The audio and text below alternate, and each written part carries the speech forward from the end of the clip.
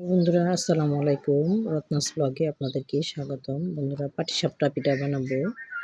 Video বড় হয়ে যায় বলে আমি পুর আর ডোটা আগে থেকে রেডি করে রেখেছি।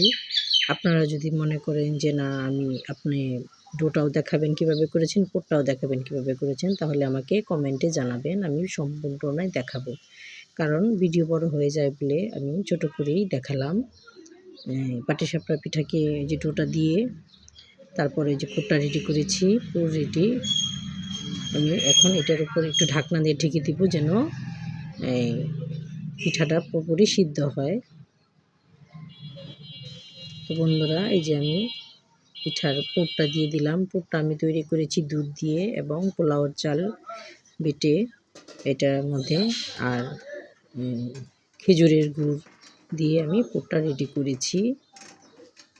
আর ডোটা তো আমি রেডি করেছি খেজুরের গুড় আর চালের গুঁড়ো দিয়ে, সাথে একটু ময়দা মিশিয়ে নিয়েছি। তো বন্ধুরা আমার ভিডিও যদি ভালো লেগে থাকে লাইক কমেন্ট শেয়ার করবেন, সাবস্ক্রাইব করে আমার পাশে থাকবেন।